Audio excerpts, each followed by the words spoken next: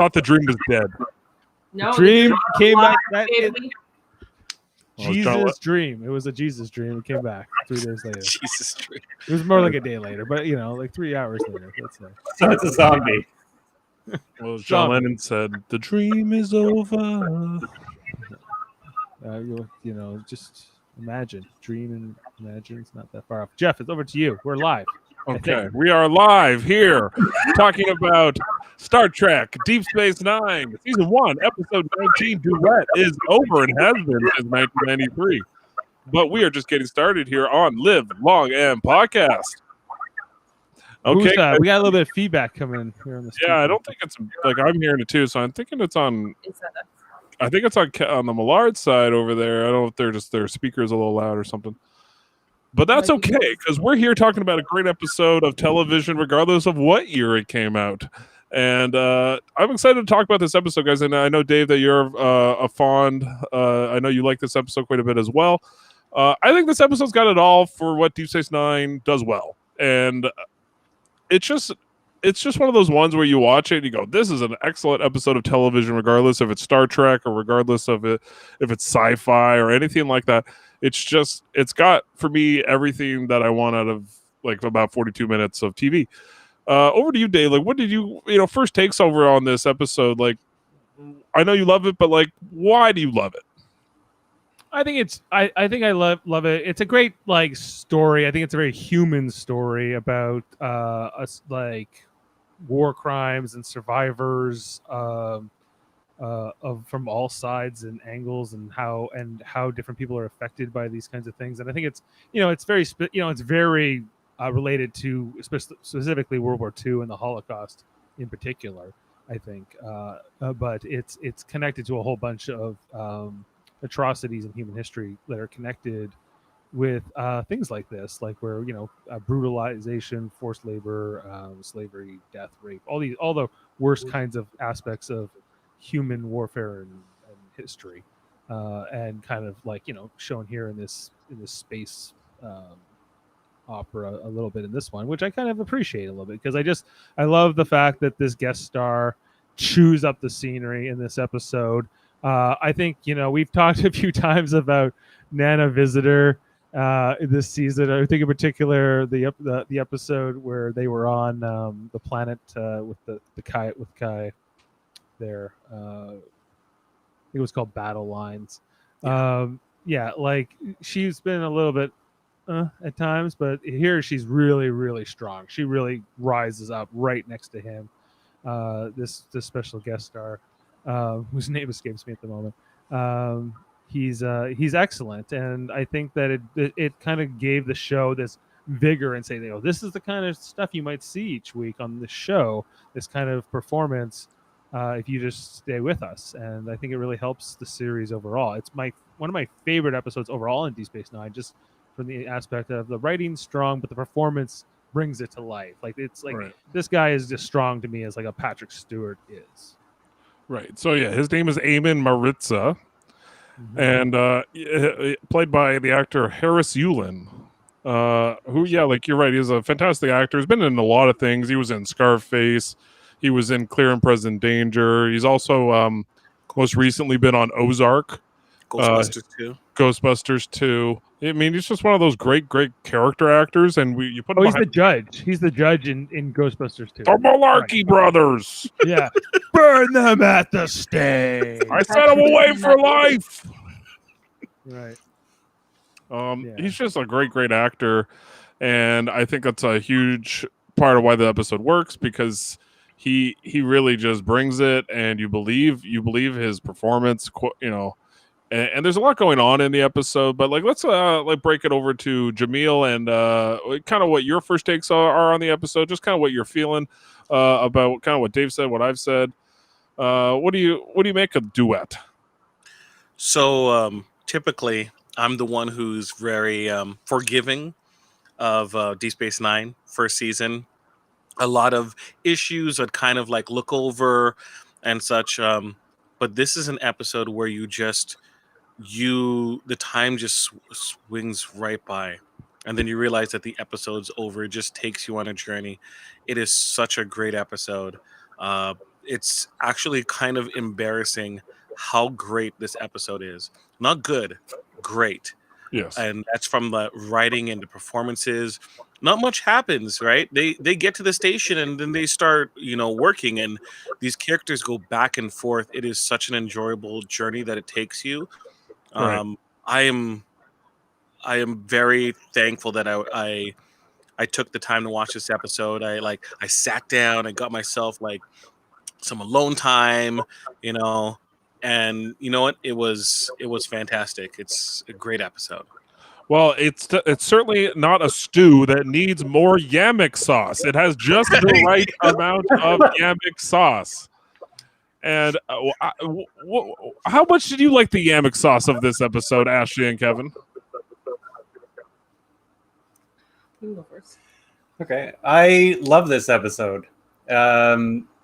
It's one of the first episodes like this where you've got this strong performance, and it's just two characters basically talking to each other.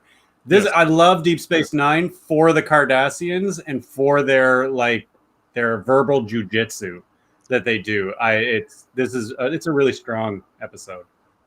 Yes, everything I want. Correct, Ashley.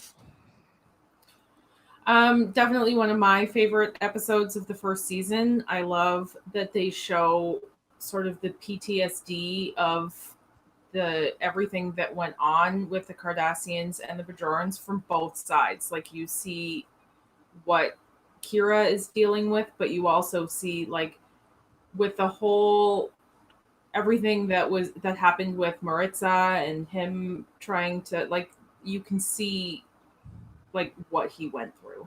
And it's pretty awesome that they wrote a story of what it was like to be a Cardassian that felt for the Bajorans during the occupation. Well, okay.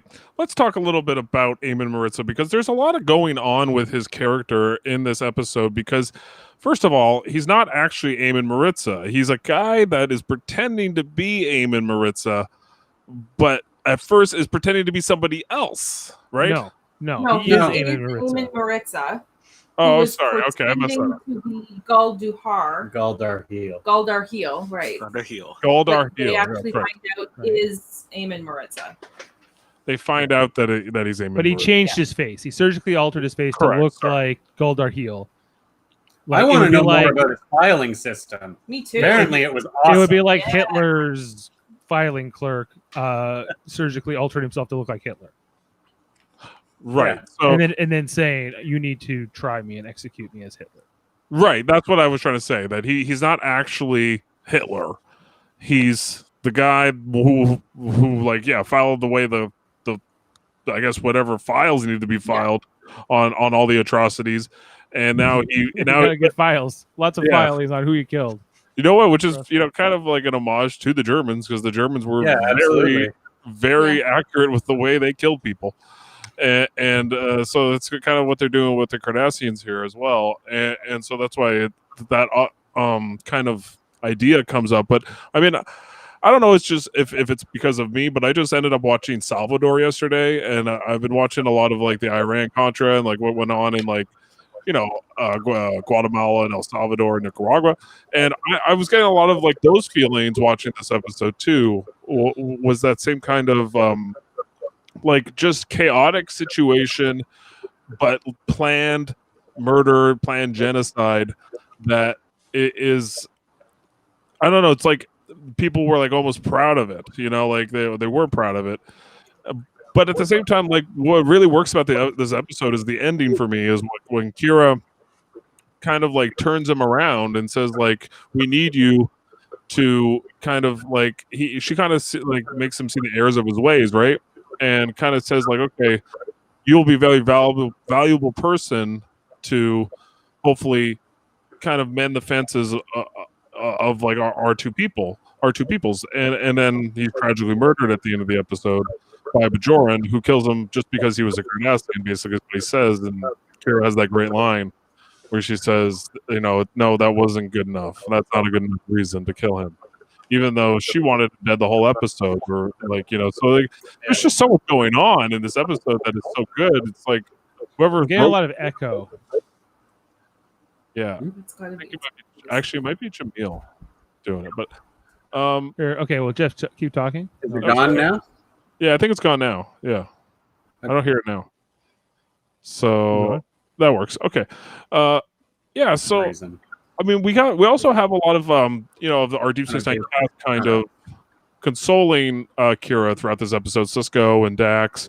What do you guys make of those scenes between the trying to understand like what Kira's been through, because like the other characters really can't relate the same way. Maybe Cisco can, but Dave, we'll go back to you. Yeah, I thought that. Well, yeah, like I thought Dax. She doesn't have a lot to do in this episode. Her one scene with Kira on the promenade on the upper level, as she's kind of looking out the window, and she comes by and she says, because Kira's like, if they were there, they're all guilty, they all deserve it. And she's like, but if you kill them without reason, it's not going to feel good. It's not going to be enough, and that this is wrong. And if he is just a filing clerk and he didn't do anything, then you can't really hold him accountable. And so yes, even if he idolizes the people who did, in a way, right? Like they're kind of like wrestling. Well, that's before that. That's while he's still. That was the impression that yeah, it's before he even says he's Goldarheel. It's just when he's like, yeah, I know. At the very beginning, he tells her exactly who he is. He doesn't lie about anything. But then after that, when she starts accusing him, he's like, yes, that is who I am. This person, and you've got me, and he loves it, right? Yes, he's like soaking it. Like he can kind of it's therapeutic for him, right, to be able to, like, I don't know, admit what part he played in things, right? He's like, that's obviously his demons, his what he's trying to resolve.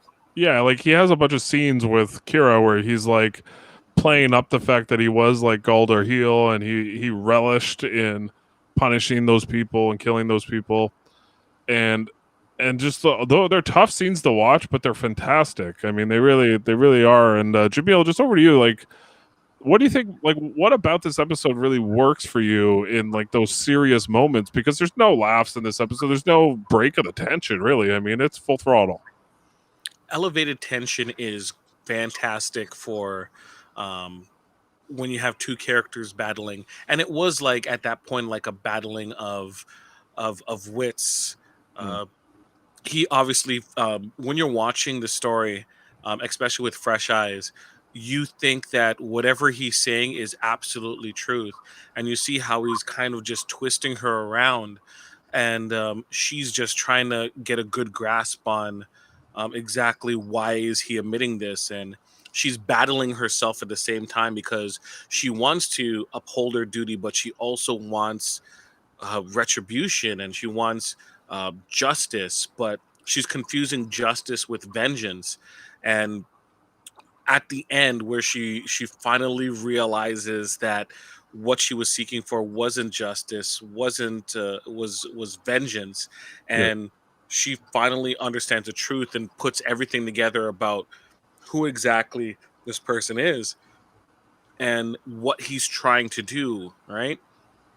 She realizes the value of life, right? The value isn't vengeance, doesn't solve anything. She's still going to be left with this gigantic pit, right? Wanting to be filled.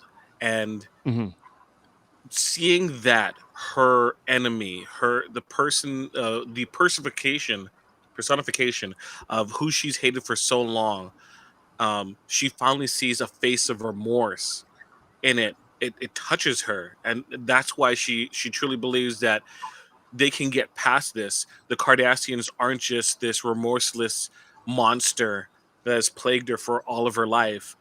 She's able to see a different side of them, and it's like it's like the Enterprise sending back Hugh into the Borg, hoping that instead of individualism being sent into the collective, a sense of remorse might be built in the Cardassian race, where they can come, there could be something of growth, of bridges being built, and to have him taken away, it's just like a gut punch to her that she won't be able to get that type of resolution that she was looking forward to a possibility of happening by releasing him.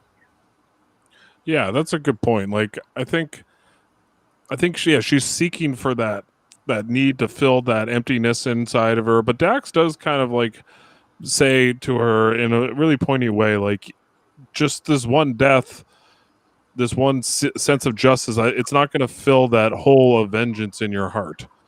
And I think that's what I really love about the episode is just the evolution of Kira, where she gets to a resolution. It's just not the resolution that she was initially aiming for, and I think it's all the better for it. Yeah, Kevin and Ashley, like, what's your make on like just kind of how Kira develops over the course of this episode? Well, I think that this episode shows exactly what Star Trek is missing now, is that growth, the growth of your character, the growth of your ideals, and re-examining what you think all the time instead of just sort of being what you are. Yeah. It's definitely a growth that she needed to take so that we didn't continue on with the angry Kira that we had gotten in the previous episodes. Like she does, I mean, obviously over the course of the whole thing, mellow out a little bit and get a little bit more fun and less, but all the episodes leading up to this, she was just kind of always angry and very serious, and she needed this growth to get beyond that.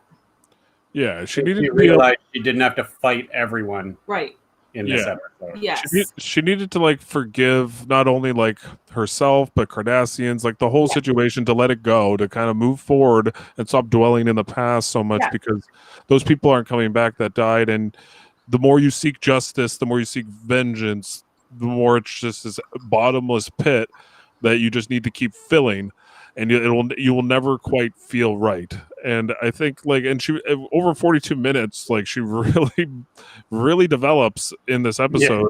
And it's very different. The Kira that walked into the sick bay and saw him sitting on that bed to the Kira that was kneeling over his dead body at the end of the episode were two very different Kiras. And I do think it matters, like the whole like deception of who Maritza was and who Goldar Heel was, and like which guy is this, I think really kind of like works in this episode, and you wouldn't think it would, because it's not the black and white, like, oh, this is the guy, or this, or this isn't the guy, but it's like almost not the point. And that's what I really love about it. It's like, it's not the point of the episode. The point is about Kira and how she's feeling about it. And I don't know, it's just a fantastic, and I don't know what you're talking about with the new Star Trek, Kevin. I mean, they really they really developed those characters like they used to. They did.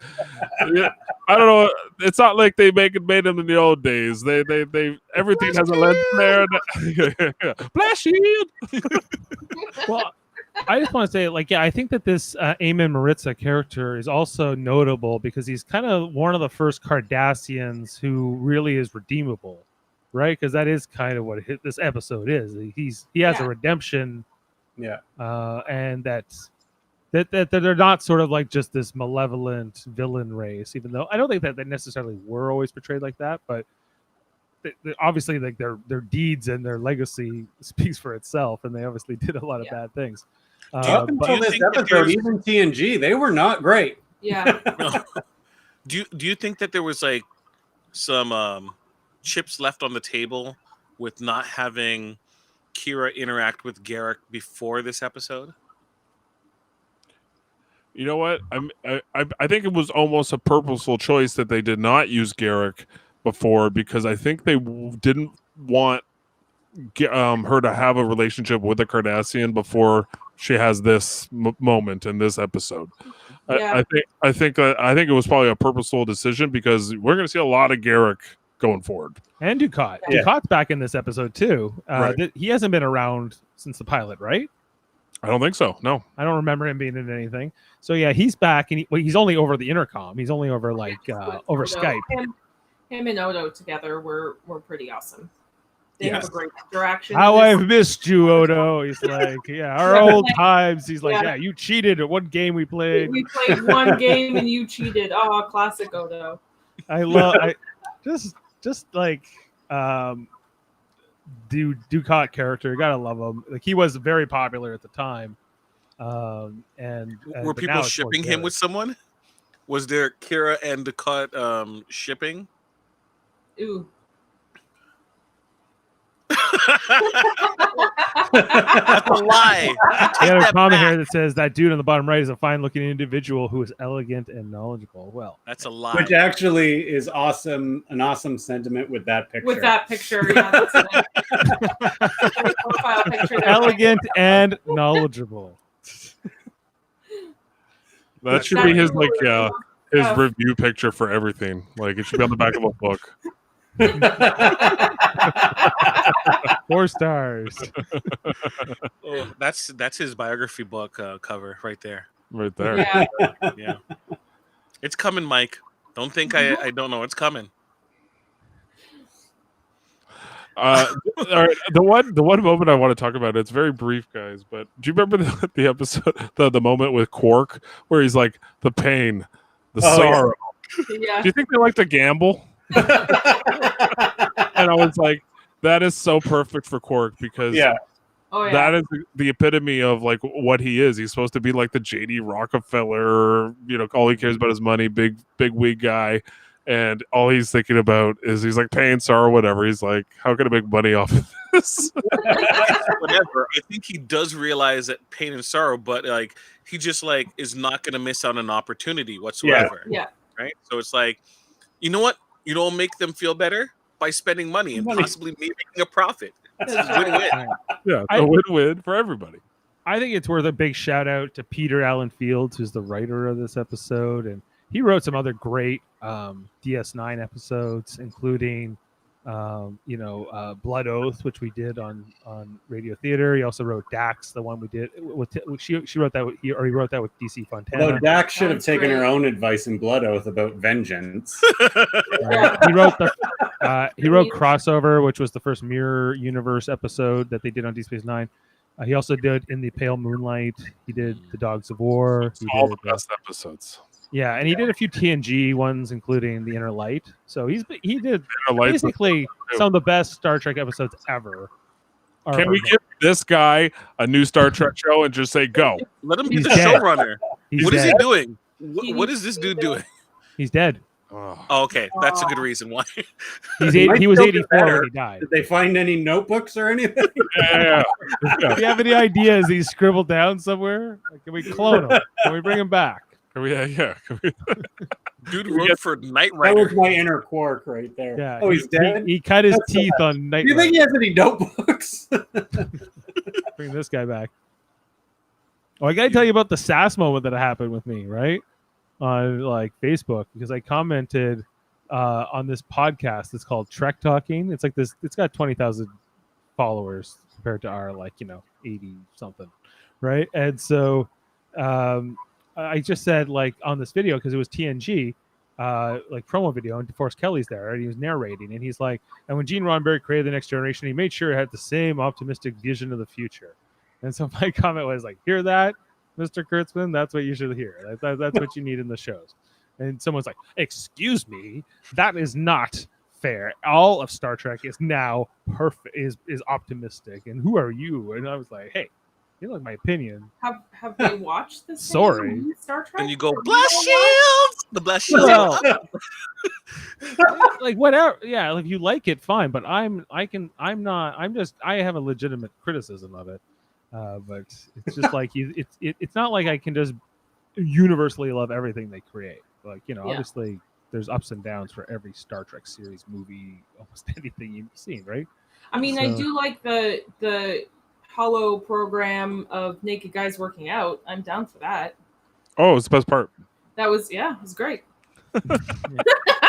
Spoilers. You haven't seen Lower Deck. Spoilers. That'll ruin the whole show. Holodeck program with naked men. All right, Jeff, over to you. Yeah, just any thoughts, guys, on the conversation with like Odo and Golden God? I know we kind of talked about it, but it was. I think it was like cool to kind of have those guys talk to each other again because like they knew each other from the occupation. It's just bringing back like and they're gonna do it in later episodes where they kind of go back in time and show you like what it was like on the station during that time. But like I don't know, I think they have a great repertoire with a good banter with each other that I think really works. Any thoughts on that, guys? I am down anytime they want to bring Gul Dukat back in. Yeah. Like, just imagine if you are, like, you take a step back from this season and, usually whenever a show has, like, they'll have a wrap up or they're gearing up for season 2 and writing episodes. And you're just like, what worked in this season? What didn't? Obviously, this episode worked and there was a lot of elements that did. Right. Yeah. The writing was fantastic. The inner personal play kind of really taking a person's view of the world and kind of bringing it up to a microscope and challenging it.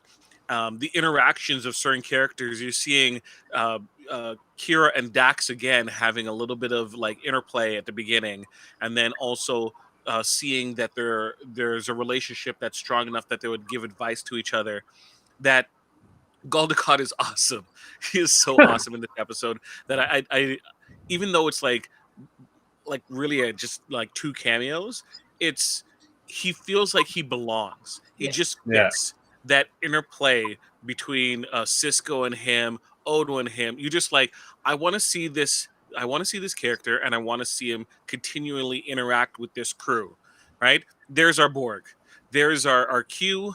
We've found this character that just works. Let's just have at it, right? And like this episode is really your pilot. This is what you show to people and you're like, this is what DS9 could be, right?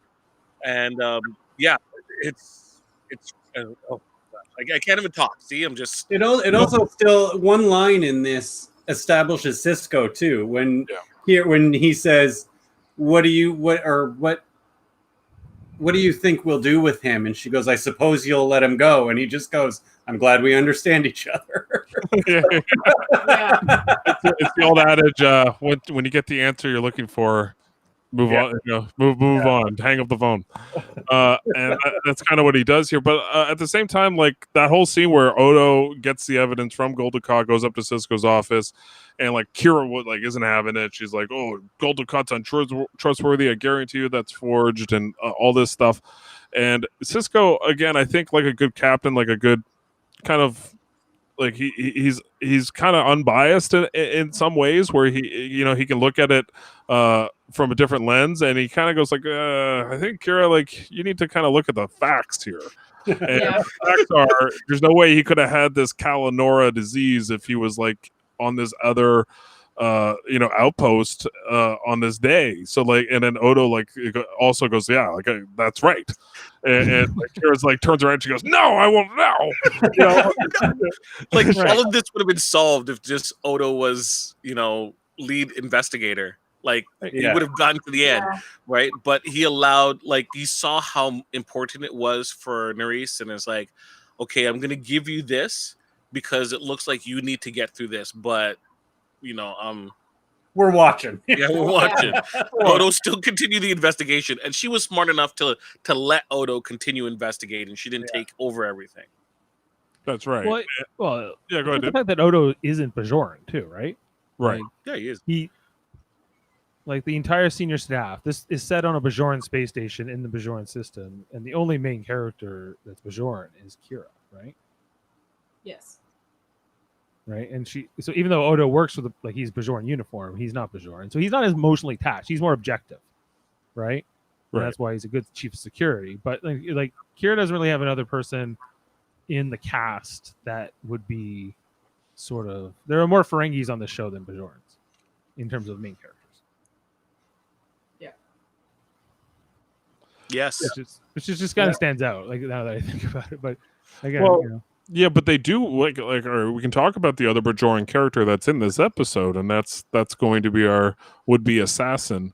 They kind of show him at the beginning of the episode, and he's kind of like he was like bumping into somebody, and they kind of like just show you that he's there and that he's kind of watching and that he has set him up, yeah, and he has the kind of same look that Kira has in his eyes, of just looking for that vengeance. And I think that's a really good juxtaposition of, you need that, like you need more Bajorans, but they kind of always usually make them nameless characters when they need a moment like this.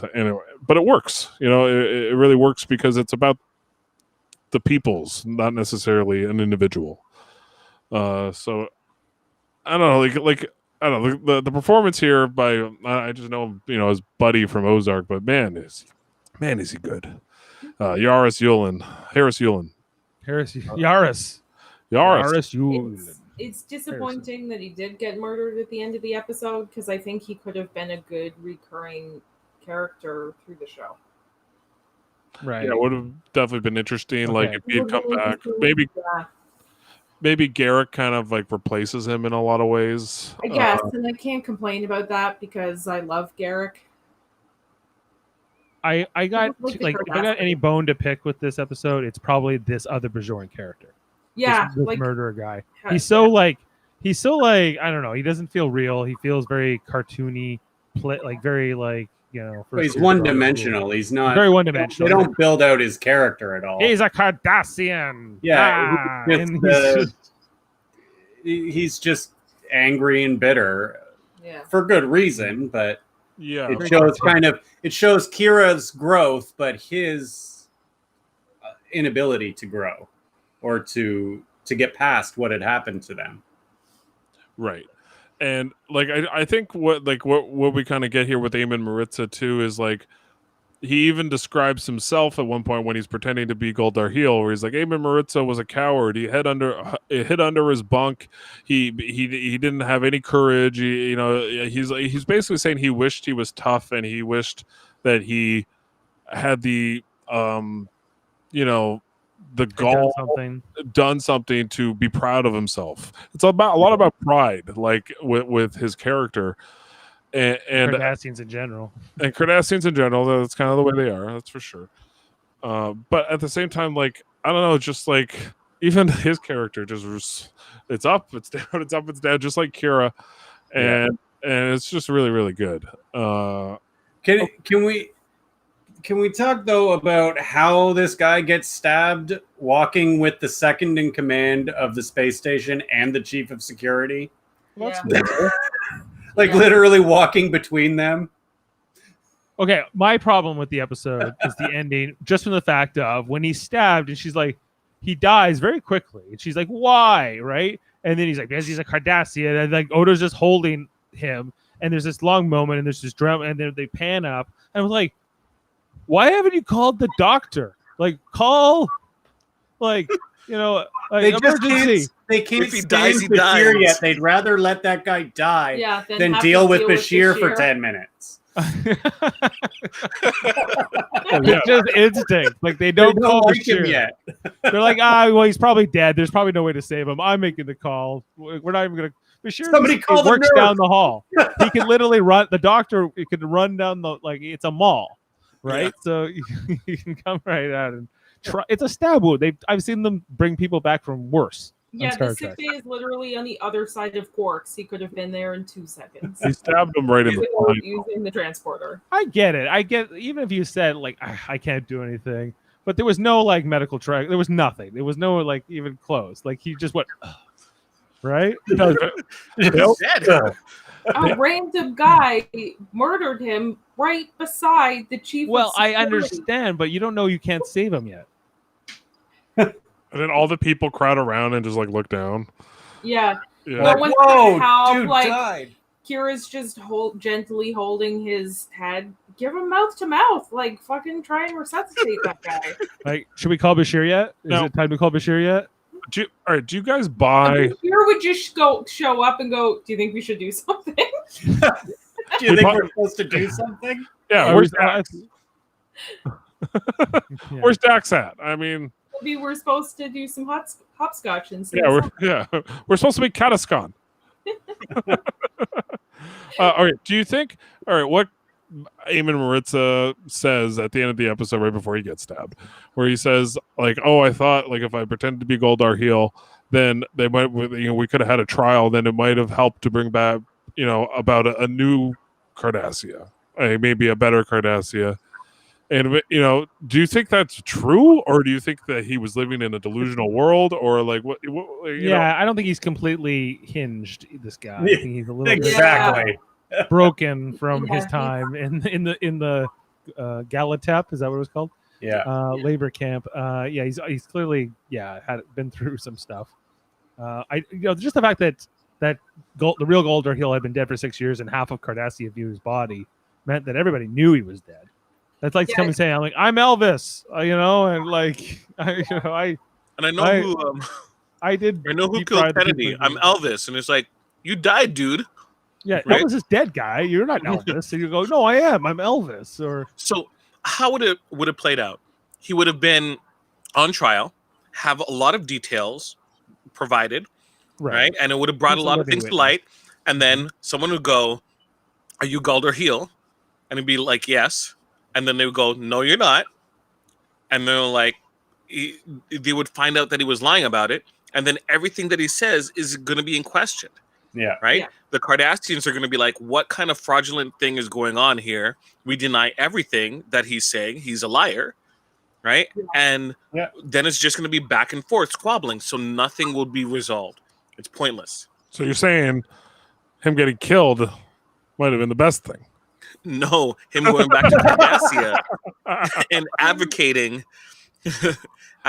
for not reparations, but the truth of their occupation, right? And possibly building up support to kind of make things right. Sure, could have gone a long way.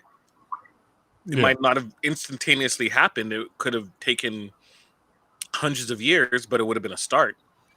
Yeah, I agree. I think, but do you really want a guy that's unhinged and was willing to die as like the face of like I mean, it's crazy. Like it'd be like a guy coming back as Hitler in the 50s and going, "Okay, everybody, I'm not really Hitler, but I look like Hitler.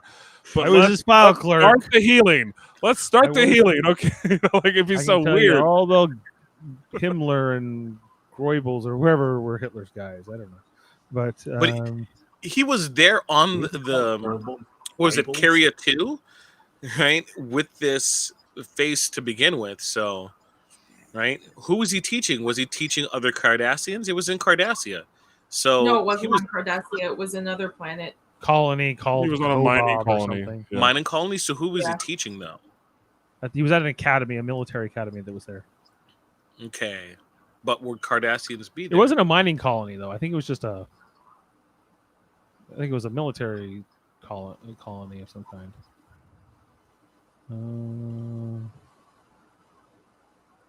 I don't know. I don't know. He was teaching somewhere. It was teaching somewhere and teaching someone. Yes. Someone. Yes. How to file. How to file. How to be a good How file. to file. How to The file filing and hide experience. under the bed, evidently. Cora 2. Cora 2. Cora 2 is But- an inhabited planet in the Cora system.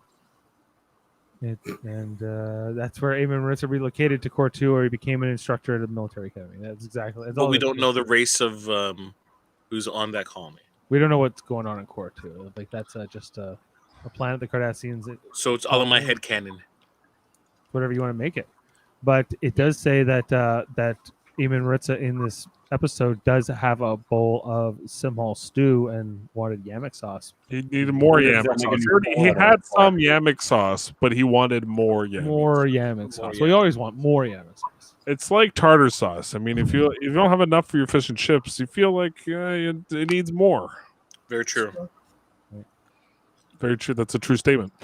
Okay. It is. All right, guys. Like, do you want to get to fun facts? Have we kind of said our piece here? Does anybody have anything else they want to say about this episode? Hit me with the fun facts. I'm ready for fun facts. Okay, one second. Can it be fun facts with birthday boy Jeff? Say it's your birthday.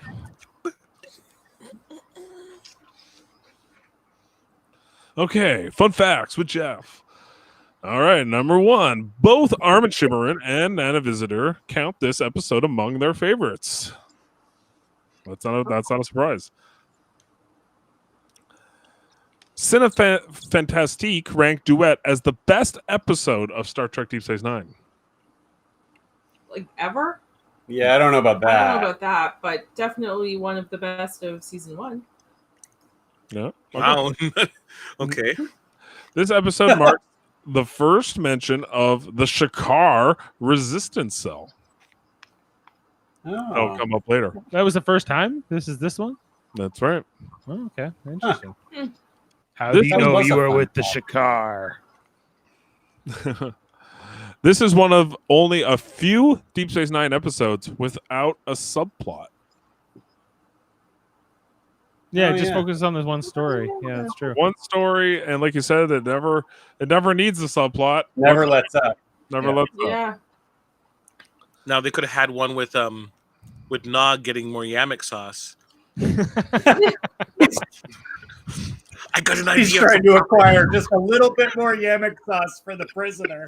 Yeah, he's trying to sell it to the those survivors of Galatep who had all those gambling winnings, and they were just like, "What do we do now? Invest in Did we Yamek write for sauce." DS9? You could always use more Yamek sauce. Oh, more. The working title of this episode was The Higher Law. I'm glad they changed it. Where's the Pacho It's podcast? not the worst thing. Pacho. Pacho? Who's Pacho? I don't know what that means. He wants it. Maybe it's a podcast. He Yeah. wants you to have a Sancho and Pacho podcast. Sanchez and Pancho. Oh, That's a name. That is a name. Who's Pancho? Yeah, that's what I said. Who's Pacho? I want that podcast. Give it to me. Okay, so we already kind of mentioned this fun fact. But no way. it's not so much a fun fact as a sad fact, but the intent of this episode was to establish the Cardassian occupation of Bajor as a metaphor for the German atrocities under Nazism during the 1930s. It's the Germans. So the Germans. Well, they succeeded because that's what we said. Yeah. It's pretty obvious. It's laid on pretty thick. Inception. Yes. Right. This is listed as one of the 10 essential episodes of Star Trek Deep Space Nine in the 2008 reference book Star Trek 101. So it's in the top 10 in that book. 10. Okay. Norman Large, who plays yes, that's right. The Corberian captain in this episode also played the roles of a Romulan criminal. He also played an Ocampan man in Voyager. Oh, you poor soul. You don't like the Ocampans, Jeff? Well, that means he had a lot of scenes with Kess and Probably. the roles of the Maquis in Star Trek: The Next Generation, the role of Proconsul Neural in also Next Gen Unification. Okay, this episode introduces the character of Neela. I don't know who's Neela. Who's Neela? Oh, O'Brien's hussy? Oh yeah. Yeah, I thought The this was one her second that- episode. Played by Robin Christopher. Yeah, I Or thought it Red was Hat. her second episode. I thought she was in the Doghouse episode. That's who I was referring to. I didn't see no Neela. What is Neela? She was the one who's like, we've adjusted the system, sir. She was when they had the panel open, before they magnify the picture. Before they saw the picture of Don't worry, her she's and Oh, she a turns big character in the next episode. Yeah, you'll remember her next week. Okay. Okay. And finally, the plot of this episode echoes Robert Straw's 1967 stage play, The Man in the Glass Booth, which tells Sterling. Oh. Oh no.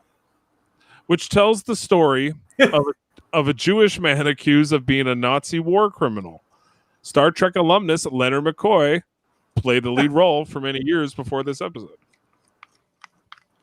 So there you go. More world And that's building. been I fun like- fun facts. facts. Yeah, is that the fun facts? Okay, that means it's time for ratings. And let's get that going in here.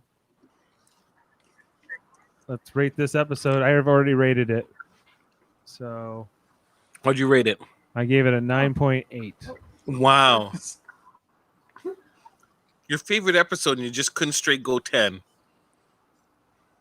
I could not go well because of that. Okay, because she doesn't call medical at all, and because that guy is just like, he's a Cardassian, and it's just too. It's not. The episode deserves better than how he gives that read. They didn't Like the rest of the actors are pretty good at this episode, and he's not really that good. I think. Okay. I don't know. But it's better not. So, Jeff, you have your rating? 10. Jeff? Oh. He's giving it 10. Jaemeel. That's 10. Oh, sorry, I wasn't looking. Okay. Millard, looks like we lost you temporarily. Okay. Millards. Ashley, do you have your rating? I give it a 9.5. He's Okay. a Cardassian. He's a Cardassian. No, it's Jim Edelson says, I love that Dave Mader can put stats and ratings to literally anything. Oh, we're gonna you figure have out what's no the best idea. episode, yeah. This is the tip of the Of course. iceberg, Jim. Well, Dave can tell you that that's only 75%, 0.5% true. I don't know. We're why looking I at put the Kevin, your last one to rate. 8. Whoa! Wow. He's the lowest. Okay, so that's an average of 9.5. So that's pretty good. That's the best episode so far by far. We have 9 was we had a 9 for Dax, and after that it was an 8 for Captive Pursuit and an 8 for Emissary Part 2. So this is stands clearly above the rest. I had a 9.1 on IMDb, and that gives us a collective rating of 9.2. So overall, this will stand up. We'll see how it stands up over the course of time as we look at all the episodes of Deep Space Nine. But I think it's as it stands today, it's really great. Okay, and let's get that off here. And so next week we're going to be doing and bring me back. What is the episode? Oh, it's called In the Hands of the Prophets. Is that what it's called? Hands of the Prophets. Oh, that's the one. That's the big confrontation with Keiko And O'Brien. and Wynn. Oh, it's the yeah. introduction of Kai Wynn, right? Kai Wynn, where she's like, "You can't be teaching these kids She's science." Vedic then, Still but- Vedic when. Because we know that, Oh, she's still Vedic Wynn at this point. Okay, Yeah. So, But she, all I right. could- she's the I best could- villain in the show. I mean, Gold Ducat's she's great and full of everything, words. but she is the best That's why villain she's the best villain in I the know. show. because she's. And hate any episode she's in. There's I more like to the come. I like the episodes because I hate her so much. She's a terrible person. She's And, Dolores Nurse Umbridge. Ratchet. and she earns it. I'll tell you. I'll give her that. She's just one of those characters where you just go, "Oh, you're the worst." Yeah, but she chews it up all the time. She's a great part of the show. And I thought it was like, I guess we didn't have Wynn in the first season, but we do. Come, we- child. Yeah, Come, it's at the very end here. Come, child. Yeah, just the way she talks, their condescending nature. It's great. Just the way they wrote her. She's Nurse Ratchet, Nurse Ratchet, yeah. Dolores Umbridge. Dolores Umbridge. We also get right, Vedic, yeah. Vedic You Burrell. guys are wild. We get a lot of Vedic Burrell in the next episode. Remember him? Oh, Vedic. No, I Yes. didn't like Vedic Barile. I don't like No, all these me neither. Vedics. I don't Yeah. really like any of the Bajoran stuff. We'll see. You're just saying that Kira's the only Bajoran. We need more Bajoran. Here I we just go. want more That's Cardassians. that's all why the time. that's why they didn't put a ton of them on the station. That's right. Yeah, we don't really need them. They're pretty lame.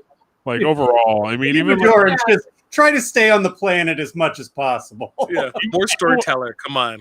even when Kira has friends, you're like, I don't care who her friends are or who they are, what they're doing. You know, She's Yeah. not Hang good out friends with with the senior Dax more. staff.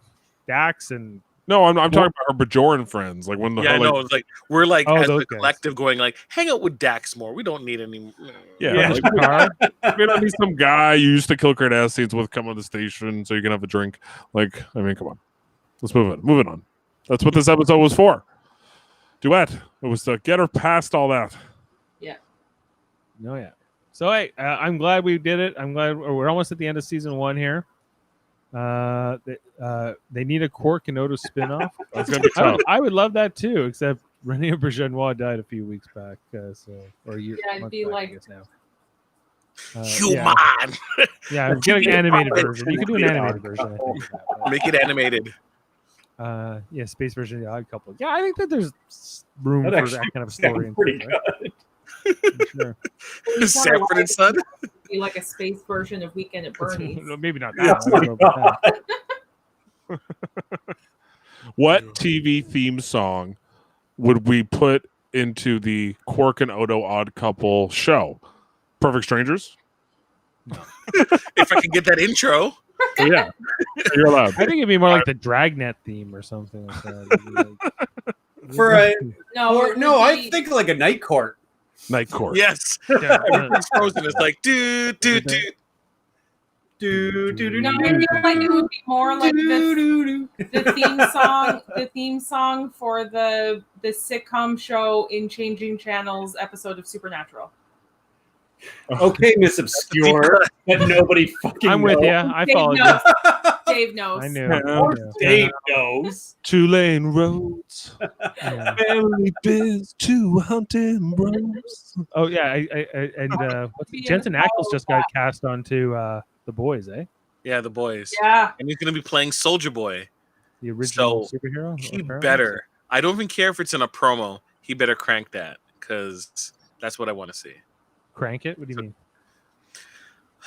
Okay. There was a song a couple years ago called "Crank That."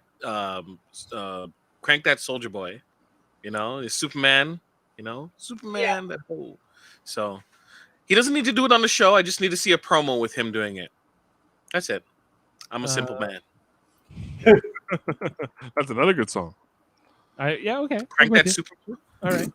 Okay, I guess. It's just funny seeing him doing it. That's it. No, that'd be good. Simple That'd be man. good. Yeah. Okay. I want Jensen Ackles doing that too. Let's do it. I'm excited to see what those guys do post Supernatural after 15 years. So, all right. So Duet, Jeff. Anything else you want to cover on this episode? No, I think we said what we needed to say. Okay. All right. Well, thank you for joining us tonight, everybody. And thank you. We hope you liked this episode as much as we did. And hope we are there next week to hear us talk about In the Hands of the Prophets, as we said, the introduction of the Wynn character and the Bryle character, I suppose, too. The finale of season 1. We're going to be heading into season 2 before we know it. And thank you to Jaemeel, Kevin, and Ashley, and everybody, and Jim and Michael in the comments and everything else. Make sure to subscribe to us here on Live Long and Podcast. We do podcasts almost we have a podcast here on Live Long and Podcast every night of the week up until Friday. So here's Tuesday night. We just finished Deep Space Nine. Tomorrow we'll be here with our original series. We're going to be talking about an episode called Cat's Paw, which is from the original series. Halloween episode. 3 witches. Ooh, Captain Kirk. And then on Thursday, we're going to be doing the reaction to Star Trek Lower Decks, which is going to be going into its 3rd episode. Which is called Temporal Edicts. Goes also- down, it goes up. And on Friday night, we're doing our next Star Trek Radio Theater, where we're reenacting the aforementioned Cat Spa from the original series, where we're going to Ashley is going to be playing Sylvia, who is also a cat. So she's going to Yes, be I'm playing both working on cats. my meows, guys. Meow. Yeah, there will be no cat sound effects on the soundboard. This will be pure. This is Or I Yeah. want to hear one where you do it like Enzo. Meow meow.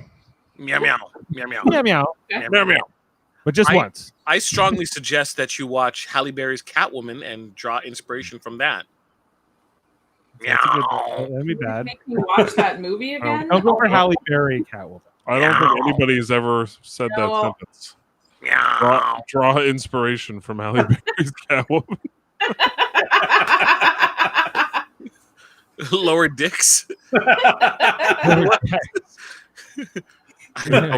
No, I didn't say lower decks. Lower decks. Lower decks. Star Trek lower decks. Lower decks. Human. Give me your profit. And also on our other channel, Super Mater Brothers Podcasting, we are doing Big Brother, every episode of Big Brother, which is 3 times a week. So we did Sunday night. We'll be back tomorrow, Wednesday night, to talk about the veto episode, and Thursday after the eviction. So check that out over on Super Mater Brothers Podcasting. Guess what? Josh Foster will be joining us tomorrow night, guys. Oh, we got a handful. Yeah, he's coming in. He's caught up. He's all He's caught got a up. lot of hot takes. He's a hot take machine. He's coming in. So here, get ready. Brace yourselves. He's like the whole F is the best. Hot take. He's a big fan of the challenge. He's been on our Survivor podcasts already. So he's going to have a lot to say about the challenge. He was into Big Brother and then he fell out of it. So now he's back into it. So he's going to be giving us there's a lot of reason to fall out of Big Brother. He's a big fan of season 12. Yes. So it's going to be exciting. I'm excited to hear what he thinks about all of this because he hasn't been on any of the previous episodes. So he's going to be coming in not just about tomorrow's night episode, but about the whole season so far. Anyway, and then Trivial Debates is our other channel. So check out our monthly edition of Trivial Debates, which we'll be doing on August 30th. Kevin Millard will be hosting, and we have to line up all of our panelists, but it'll be people. I think we got a couple at least put on in. And Jim Edelston coming in hot. I believe that Jim Edelston has started a new podcast channel called Snickerdoodles or some like that, right? Please do that, Jim. Snickerdoodle. Yeah. Snickerdoodle. I'll listen. I'll watch. It's a food. I was listening to it. It was like a food. It was him and Crandall and a few other friends. They're talking about snacks and food and stuff. So I'm excited to listen some more to that. And if you didn't know, Jim is a legit snack. Legit. Yeah, he's a snack. Yeah. Right. Be sure to watch Jim's Barbecue podcast as well with Mike Crandall and Dylan Gonzalez, Dylan the Villain. Jailbird Dylan. Jailbird. Yeah. He needs to get some frames for his pictures, Jim. You tell him.